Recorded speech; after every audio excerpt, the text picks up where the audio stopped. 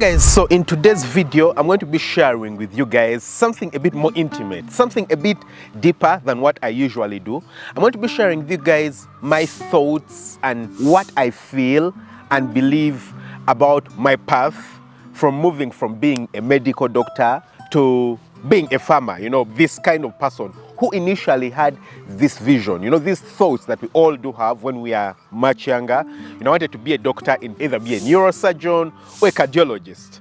And I end up not practicing either of them, but not only not practicing either of them, but completely moving away from the profession and turning out to be a successful farmer. That's what a lot of people would consider me right now, in just 5 years. Yeah. So how has the journey been like? What was my thought pattern besides moving from there? I'm hoping that, by the end of this video, you guys will have had a more realistic feel of how I personally make the decisions, how they have actually turned out to be helpful for me. I'm going to be also giving you a bit of the nitty-gritties of the things that are involved, the things that I do encounter on a day-to-day basis, because a lot of times I share a lot about the technical aspects of actually starting and running a farm or a poultry farm, but not, the thought patterns and the lines behind these decisions. So I'm hoping that by the end of this video, you guys will have gotten a feel of it, and maybe it might help you in your line of thought. Maybe you're an engineer outside there and you're thinking to yourself, well, I think I want to resign from this thing and do something else. What are the foundations of the decisions that are made? Yeah. So if that is you, this, like I've said, is a different kind of video, but I believe it's going to be really, valuable and value-packed. So stick around right through to the very end. So first up, we're going to be talking about the foundations of my decision. What was going through my head when I did decide to start a poultry farm, particularly. So I'll tell you something honest. Yeah. When I was starting a farm, I didn't think to myself that someday I'm going to quit being a doctor. That was never the thought pattern. Yeah. Of course, I knew it at a particular point, right from a much younger age, probably from the age of about 22. I think I was like in my 4th year at the university, that I don't want to practice medicine forever, because I had seen the kinds of lives that my lecturers and the people who are teaching me in the hospital were living. I honestly didn't want to live that kind of life. These are people who are, I would say, getting comfortable financially at the age of like 45, 50. And I feel like that's too far out, honestly, for me. I feel like that's too far for me to do so. Now, it's not like I didn't want to continue working. I did want to continue working, but a lot of people confuse desire and love for work with financial freedom. Yeah, I still do love to work, and I wanted to continue to work, but also with the level of financial freedom. Yeah, I don't want to be able to, drive a nice car or be able to afford to take out my kids on vacation when I'm 55, when I'm 60, then what's the point? Of course, there's still a lot to live for at that point, but I personally feel like, no, that's not something I wanted to do. So yes, I did have the entire thought pattern of, at one point, I want to quit medicine and probably do something that's going to make me more money, and that's business at that point. But when I was starting it out, that wasn't the goal. The goal wasn't that, in 2-3 years, I'm going to be quitting as a doctor and run and do this farming thing. Yeah. At that point, it's just because I needed extra income, guys. Yeah. So it was at a point where I had just graduated. When I graduated, I spent some time outside my country, just to take off. It was a few months, yeah, and it was really a good Samaritan, someone who was really nice for me and actually paid for the entire trip. I spent about 3 months away, and when I got back, my mindset had completely changed about work and everything, simply because I got this exposure outside my place. So I told myself that, hey, I think I want to do a bit more than just be a comfortable, doctor outside there. I told myself that I think I want to do more. So for me, the most obvious thing was starting a business. But at this point, I really didn't know which business to start. So I read a lot of books. I think I've shared this story quite a number of times. But I tried to read a lot of books, and this one particular book actually led me to farming. And I've shared a story of how I initially wanted to do greenhouse farming, but then I meet this guy, and after having a long conversation with him, he tells me that I should try out poultry farming. So that was the thought pattern behind this entire thing. It was simply getting a side hustle, something that's going to make me extra money. So a lot of people, when they look at me and see me, doing poultry farming or, doing all these things about farming, they think that initially I had a passion or a desire to do farming. Guys, I didn't. I completely did. Yeah. I didn't know what I wanted to do. I had watched a lot of videos and a lot of stuff about making money. I think at that point, one of the things that was really on my head was actually starting a YouTube channel, because by that time I had watched videos and I knew that YouTube actually pays people and people are earning crazy amounts of money. But I didn't know what to talk about, honestly. Yeah. So I didn't really know what to talk about. I didn't have the confidence to, get on a camera and start talking. So I didn't have the skills. I had a bit of skills, like I think I could have done some video editing, basic stuff, but YouTube wasn't really on my mind. So I didn't know anything, and for me, farming just came as an opportunity at that particular point, because by the time that I actually did start a farm, the place that I was working at as a doctor at this point was like maybe 30 kilometers away from where I did start the farm. So it was 30 kilometers away from the point where my dad did own land. Yeah. And so that's how I did decide to branch into farming. After this guy gave me all these tips and the guidance of, I think you need to start a poultry farm. Of course, I went back and read as much as I could. And I thought to myself, where can I do this? Everywhere else was not practical because I did have the money, but my dad's area or my dad's land was not so far away. And by the way, I get a lot of people who actually keep saying that, his dad gave him a lot of land, his dad gave him, stuff to start with and things like that. And in all honesty, that wasn't the truth, because my dad, his father in particular, had a lot of kids. He had quite an amount of land, but he had a lot of kids. And because of that, before he passed away, he divided the land between his kids.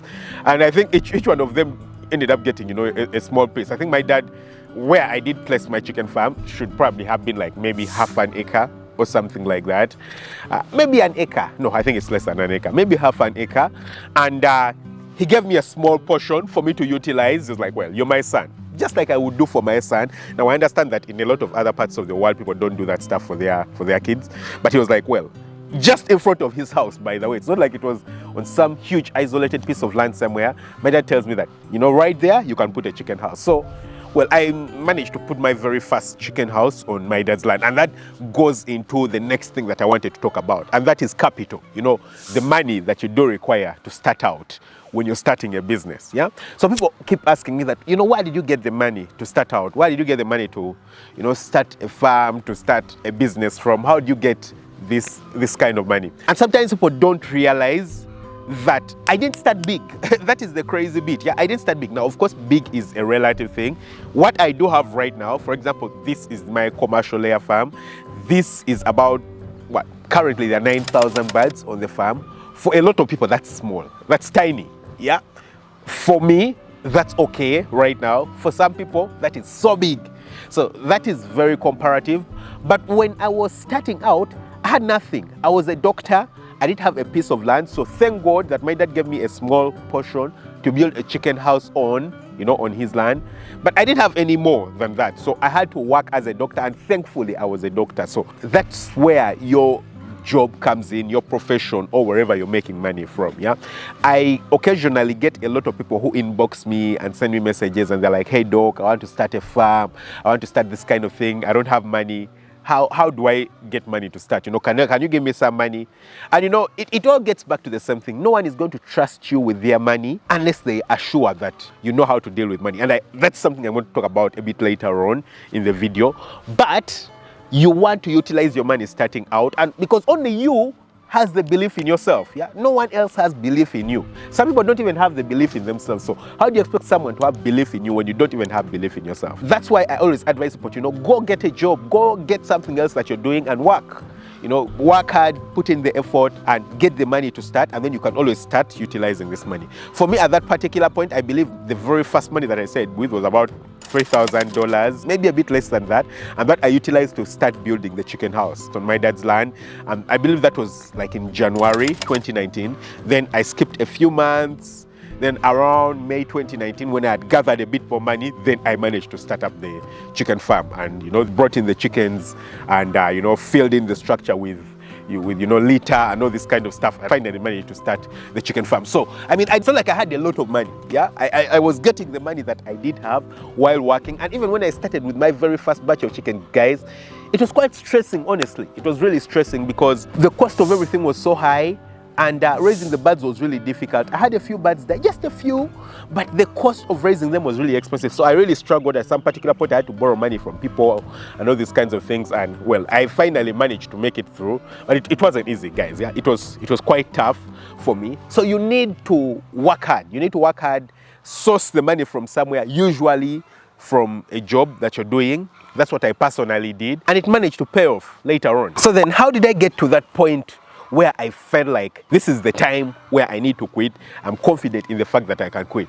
Because it's risky. That is the honest truth. It's risky. People keep asking me that same question. Then, don't you feel like it was so much risk? What if, things fail? Even right now, people keep telling me, what if the farm fails? What if this fails? What if this fails? What happens? Yeah. And, the honest truth is that I feel like people have so much faith in formal employment, so much faith that they don't realize that even the people who are employing them are also a bit faithless. I'll give an example, yeah? So if you're working for someone and then you're thinking to yourself, well, I want to quit and start my own thing, but then you're like, the risk is so much, what if my thing fails? You don't think about what your boss or your employer thinks about. Your employer is also thinking to themselves, what if their thing fails? That means that thing that you have so much confidence in actually also has a chance of failing, actually a very high likelihood of failing. And so we turn out to be very pessimistic in life. We always, for some reason, believe the things that we do will fail, but the other things will not fail. And for me personally, I decided not to be that kind of person, yeah? I kept thinking to myself, well, it's true that, this other thing could fail, but just like this other thing could fail, my employer could fail. How many businesses close? A lot of people actually do work for businesses. If you're not working for the government, most probably you're working for another business. Something like that. The biggest percentage. That one also does have a chance to fail. Of course, the longer that a business stays around, the less likelihood it is that it will fail. But it does have a chance of failing. So I didn't give myself, that second thought of, what if the farm fails? Of course, I knew that it could fail, but I had to believe in its ability to succeed. Currently, I do employ quite a number of people on the farm, and you can imagine every day, they thought to themselves that what if the farm fails? What if the farm fails? Maybe they wouldn't be here, maybe they would be outside there trying to look for something else, but maybe they are also failing to go and start something else on their own because they are thinking to themselves that what if that fails? This is the most secure thing that they have. And while they are thinking this is the most secure thing that they have, I could probably also be here thinking to myself, what if this thing fails? Yeah. So people are very pessimistic, and honestly, the likelihood of bad things happening is actually usually overemphasized, way more emphasized than we need to make it. So because of that, I got to a level of confidence where I totally do believe that the thing that I have started has succeeded, and it will not fail. So of course, at that point, the farm had started making some money. Honestly, it wasn't too much money. I think it was just like, I don't know, like maybe 1,000 birds, but they were bringing in money. For me, the money that the farm was bringing at that particular point was exactly the same money that I was getting as a doctor. So I feel like, well, it's worth the risk. But in addition to that, I was also doing a YouTube channel. So I had these two main things. One, the farm, the other, a YouTube channel. I was thinking, well, if the farm is not doing well, I can always pick money from the YouTube channel. I think at that point I was earning about $1,000 on the YouTube channel. I was thinking to myself, if the farm fails, I can always pick some money from the YouTube channel and put it in the farm. Or if everything fails, I'll find some random thing to make on the YouTube channel and still keep making money. So that was a good fallback to option. And I always advise people that, I don't think it's wise for you to, just quit your job and go do the farm or do this other thing when you don't have like a proper fallback to option. But then also, don't be in a position where you're so pessimistic that you never make the big step to actually quit. You need to have a healthy balance of both. I had these two options. Honestly, both of them combined were not earning me so much. So it was like $2,000 that I was getting from the two of them combined. I was earning about maybe $1,100 when I quit as a doctor. So just earning 2 times what I was earning, I was like, I'm confident enough for me to quit. So that was the thought pattern I had. And when I tell people about this, a lot of people imagine that the reason I quit is because I didn't like being a doctor, or because I wasn't passionate about being a doctor, or because I wasn't skilled enough as a doctor, or maybe it wasn't my calling. Yeah. And yeah, it's okay for someone to think that way, but I totally disagree with it. Number one, I love being a doctor. I totally loved it. If you choose one thing over another, it doesn't necessarily mean that you hate the thing that you've not chosen. No, it simply means that you like one thing better. Could probably have 4 or 5 pairs of shoes at home. And if you're going for a party, you're going to choose one particular pair. It's not like you hate the others. Because you like this pair more than the other, you think this is a better fit. So same exact thing. I actually do think that I was a really good doctor when I was still working. Actually, by the time I quit, the year before I quit, because I believe I quit in January, the year before, I had been awarded the best doctor in the organization. Yeah, and I was in line, for a promotion where I would be a leader for a group of doctors. So I was honestly quite good at what I was doing. Yeah, a lot of times if someone wanted to refer for something, they would refer to me. So I know that I was quite good. I also loved it. It was beautiful, but then I feel like there's this kind of life outside here that I want to live, and things that I aspire for, that I personally believe like a bigger vision. And again, every time I talk about this, people keep thinking, what's a better vision or what's a better mission than treating people? And I mean, everyone does have their own belief about this, but I personally do believe that, providing food for people is actually a better mission than, treating people. I mean, when I was in the hospital, I could only treat one person at a go. And maybe at the end of the year, I will have worked on, let's say, 1,000 people. That's it.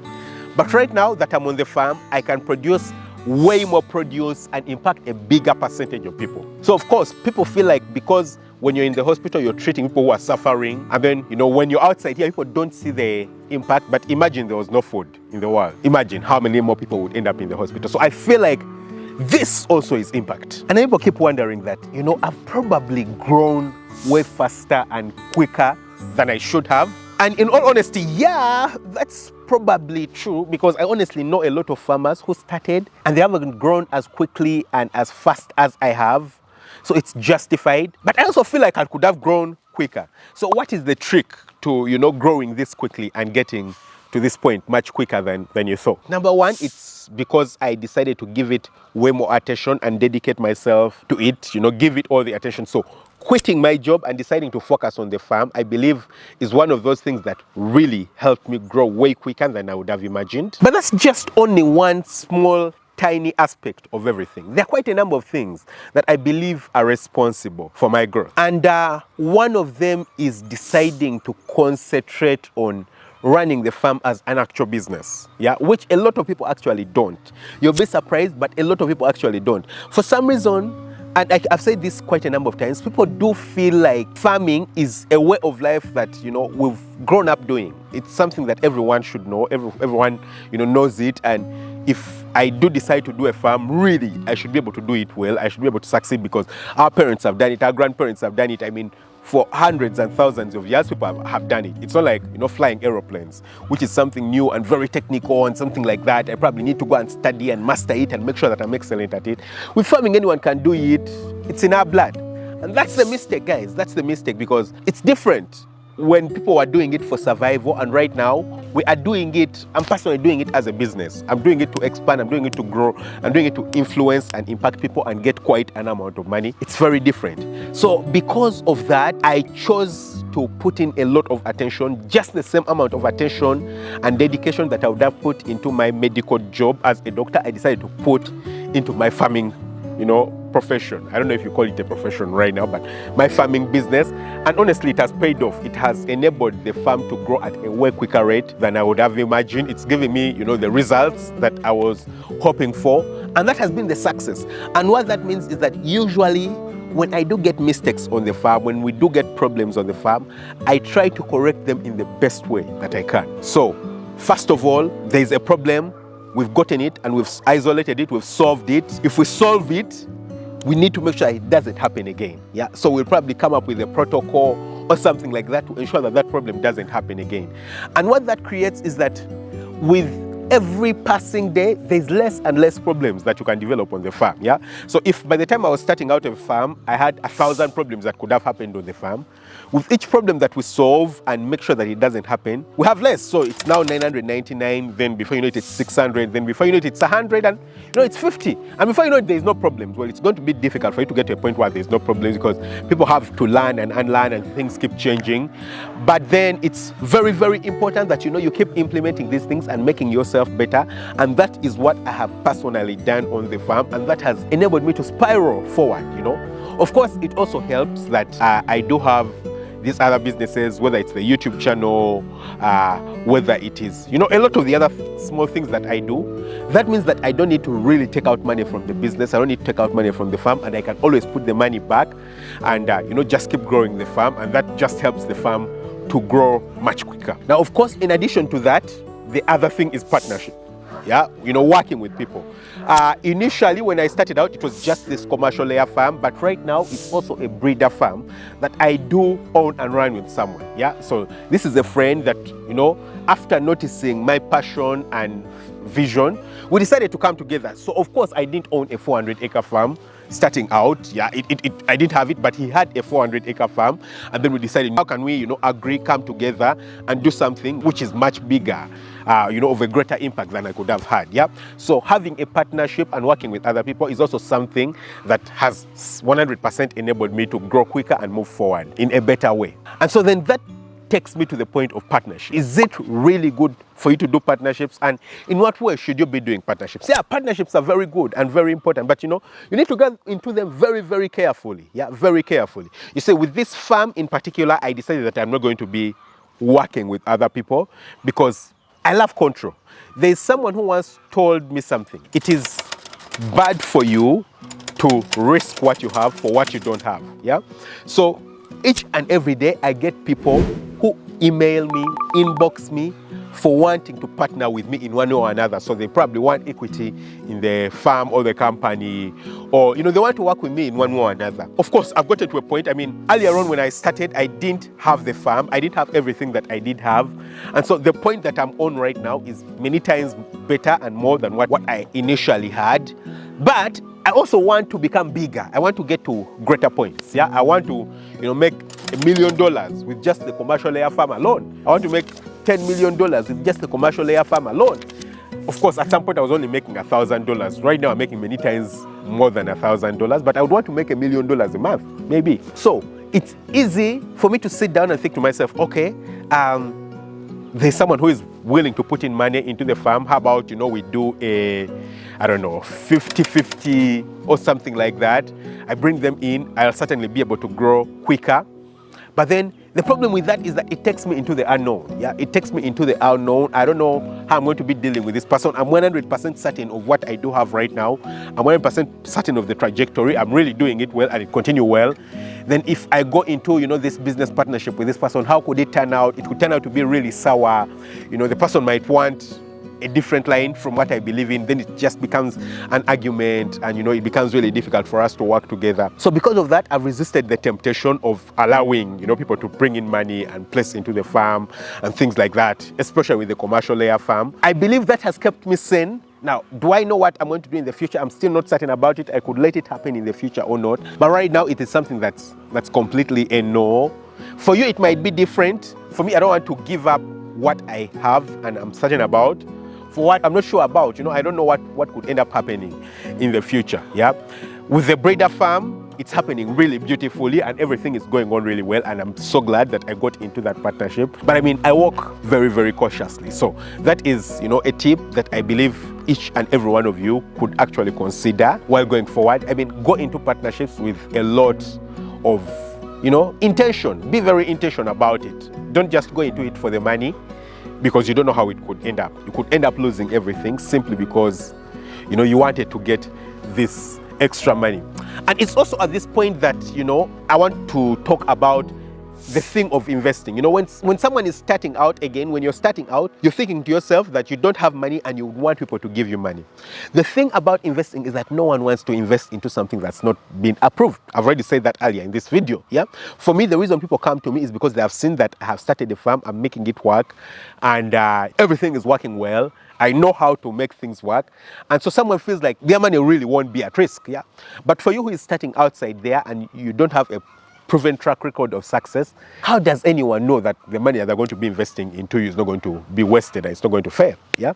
So that's why it's really important that you understand how to do things well, learn as much as possible, do stuff as well as possible, and then people will be more confident with trusting you with whatever that they are doing when they have seen that you actually know how to make stuff work. And then another thing that keeps coming up on my mind I've thought about it many times, and also interestingly, people keep asking me about it is, my involvement of my family in the farm. Of course, I do have a wife and I do have children. And I mean, people do have, I would say, their insecurities about businesses and running businesses. There's this history that happens all around the world where someone has a business, they start a business, they run it, and then maybe they pass on, and then their children take it up, and it just fails because they didn't teach them how to do it. They didn't involve them in the process of running it and all that stuff. And that is very true.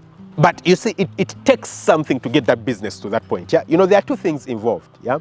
Number one, it's very important that people who are actually involved in the running of the business are interested and passionate about it. Yeah. And whilst my wife is very interested in making sure that I succeed in everything that I do, she's not very interested in running a farm and being involved in managing a farm. She's not. It's just not who she is. Yeah. So for someone to be supportive, for someone to be, the kind of person who gives you a shoulder and leads you and, guides, supports you in very many things, that doesn't mean that they directly need to be involved. What you need to understand is that everyone is good at particular things. They might be great at making decisions for the family and for the home, but they're not great in making decisions for the farm. Yeah. And you need to identify someone for their strengths and let them do the things that they are really good at. And I believe that's one thing that has also helped the farm to grow really well. I've personally learned how to identify the people for their strengths, whether it's the managers, the workers on the farm, and all these things. I identify and understand the people who are good at the things that they should be doing, and then don't involve people who are not. Yeah. So then you think to yourself, well, what happens if you pass on and all that kind of stuff? First of all, the management style and the leadership style that I've placed in the business is such that, it doesn't really even require me for it to be successful. That is the first thing. So it is systems and processes that are involved. And also I'm paying a lot of attention in teaching and training my children on the core principles of life. Yeah. So that is working hard. Whether it is on the farm or outside the farm, it's all about working hard, giving them the life skills, giving them the correct values in life, the things that will ensure that when they do grow up, hopefully they will value the farm and want to take it over and continue with it. But even if they don't, then whatever else they choose to do in their lives, whether start a construction company, whether, do whatever they want to do, they will do it with passion, they will do it with value, they will actually make an impact on the world. And I'm not imprinting on them what I want them to do, yeah? Because after I pass on, after I leave this place, they're going to want to do their own thing. So it's different if I push them and force them to do this, but then I pass on and go away and it was never their interest. Of course, they're going to let it go. Everything will just go haywire, yeah? And they'll go and do whatever they want. But if I didn't give them the principles, the basic fundamental principles to actually be able to succeed, no matter the realm that they do choose, then it will be useless, if I did. But if I did, then they'll succeed in everything that they choose to do. So personally, that's what I've chosen to focus on. And hopefully one day in the future, they will 100% be passionate about the farm and want to, be 100% involved. I mean, even I'm not 100% involved in the running of the farm. Like I've told you, I set in place systems and I have different people helping me to do different things. And ideally, that's how I want to set up a farm or a business in any way. And I'm hoping that, it will pass on to them. They will get to love it and carry on with it. But the main thing is the values that I do imprint in them. And then the other thing that people keep asking me about is, diversifying, yeah, doing different kinds of things. So with this commercial farm, or with this commercial layer farm, I'm only doing commercial layer. With the breeder farm, we do have breeders, but we also do have goats, sheep, and a few cattle. Over here, I also do have some goats and sheep. Yeah. And so what's the goal of diversifying? Yeah, I do want to diversify. If you guys do notice, I've placed a lot of my attention on the chickens, and the rest of the things, they are also there, but they don't have too much attention, and it's very intentional. You see, if you divide your attention so much in so many different things, it's difficult for you to focus and actually get the results that you would want from all these things. So I personally, from experience, have learned that, if you do focus on one thing and do it really well, you have a very big likelihood of growing and succeeding and making it to great, amounts of money than actually trying to do very many things and hoping that all of them are going to bud up at the same time. Yeah. So because of that, I'm currently, paying a lot of attention on growing, you know, the poultry sections of it. And once they do grow and do really well, I'll pay a lot more attention to the other things, you know, the other sections of the farm, whether it is the goats and sheep, whether it is the cattle, whether it's, you know, all the other things that I'm doing. But I'm very intentional about, you know, not spreading myself to things. And then, you know, finally, what's the future? I mean, what's my future? Yeah, what is my goal? And honestly, when I look at myself and, you know, how far I've come and what I'm doing right now, I feel like I haven't done anything yet. So people look at me and they think that I've grown really quickly, you know, and all this kind of stuff. I mean, it's been 5 years since I started. I'm currently 32. I started when I was what, 28, 27, I don't remember. Yeah, 27 maybe. And I feel like I haven't even started, yeah? So the goal is much bigger. Currently with the commercial layer farm, we're doing about 9,000 birds. I'm hoping we can get, you know, 100,000, 200,000 birds. That would be really, really great. I would love that. I want to be able to, you know, probably have multiple farms, multiple businesses. And of course, I'm only talking about the farm because this video is about the farm. It's not about all the other things that I'm doing in life. But I'm hoping that, you know, maybe I'll start multiple farms in different countries, be able to solve the food problem all around the world and grow. That's the goal. So I hope you guys did enjoy the video. I mean, it was a different kind of video, but I wanted to give you guys my thought pattern about how I started the farm, how it's growing, and my emotions behind the different decisions that I make. Don't forget to hit the subscribe button, smash the notification bell. Catch you very soon with another video. Lots of love. Bye-bye.